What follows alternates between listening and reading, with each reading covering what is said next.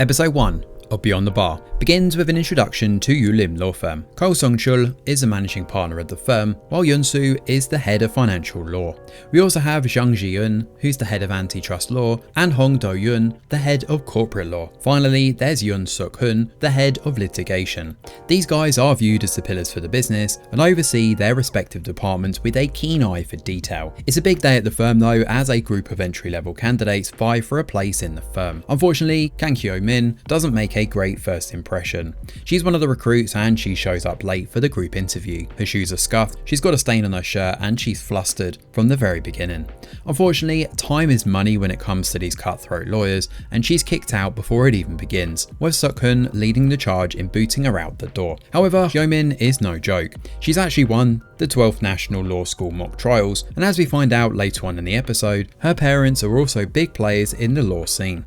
She's a daughter of prolific Chief Judge Kang Il-shan, while her mother is Professor Choi Yoon-hee at SNU Law. She's intelligent, eloquent and confident, along with being honest and believing in justice. Hyo-min also has a keen eye when it comes to the law, and several scenarios, after being brought back into the group interview process, prove just how intelligent she is. Despite her virtuous traits, Hyo-min knows that moral and legal standards don't always align when it comes to judgments, and she never lets her own emotions get in the way of what the law states. Hyo-min impresses the interviewers though, and she manages to get invited into the induction process the following day. Team intros are given by the various partners, and out of all of them, Seok-hoon is the only one who doesn't sugarcoat what it's like working here. He gives a no-nonsense speech about how tough it'll be to work in litigation. Unlike the other lawyers and bright-eyed newbies, Seok-hoon reminds everybody that after the initial probation period, performance reviews will actually determine which half of them will stay and which will be booted out. It's very much survival of the fittest here,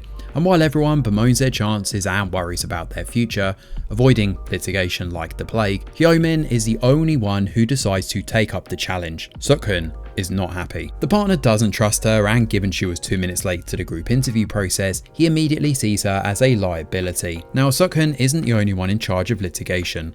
There's also Kim Yeol-sun, who happens to be the division head of the litigation team. The team have had a decent win rate recently, courtesy of Min Ji-young, one of the associates, but for now we don't see a whole lot of these two characters. I'm guessing though they're probably going to be important in the chapters ahead. The new recruits aren't limited to just Hyo-min though, and while the others haven't picked litigation as their first choice, they've been thrown into the lion's den all the same. Hyo-min's boisterous friend Gak-hyeon is here, while they're also joined by Sang-cheol and Ho-yeon. Hyo-min's first task comes from the Gangdong City Gas Advisory case. After delivering a decent claim, she sits in on the shareholder meeting but notices a discrepancy in their numbers. Over the last 7 years, only Onpyeong's revenue has dropped sharply. Now, Hyo-min shows up at the Onpyeong hot springs to take a closer look, but in doing so, she winds up neglecting her work. Seok-hoon is not happy when she shows up 2 days later, sporting wet hair and flimsy excuses. Seok-hoon is ready to hit her with disciplinary measures for skipping work, but Hyo-min bites back,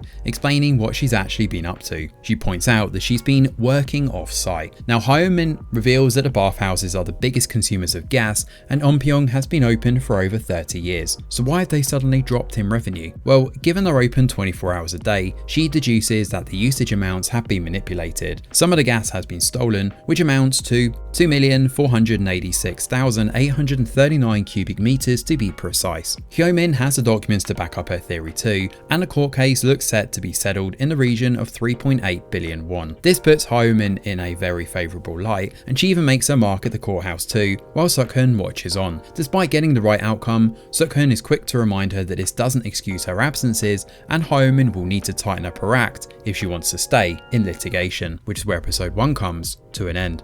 So Beyond the Bar is the latest law drama on Netflix, and this first episode gets off to a pretty decent start. We've got the usual cold, confident male protagonist alongside the plucky underdog protege, not to mention a whole host of different characters to bolster out the supporting group. What's here though has the makings of something really endearing. The episode is nicely paced too, and certainly doesn't drag on unnecessarily, and the introduction to Hyo-min is a nice way of showcasing her talents, including her intelligence and tenacity to succeed. However, nothing here is over the top, and it would would appear that the show is going to play it straight rather than throw in a lot of comedy to lighten the mood. There's already some interesting threads at work here, including the nuggets about Hyo-min's family and her seedy boyfriend, whom I'd imagine she's going to break up with very soon. The concept in Beyond the Bar is interesting, but we'll have to wait and see whether Hyo-min is going to steamroll her way through every case, or if there will be some road bumps along the way. For now though, we'll have to wait for the next episode to find out what will happen.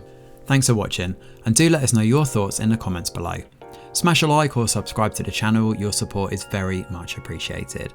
I'm Greg Wheeler, and from all of us over here at The Review Geek, we'll see you on the next video.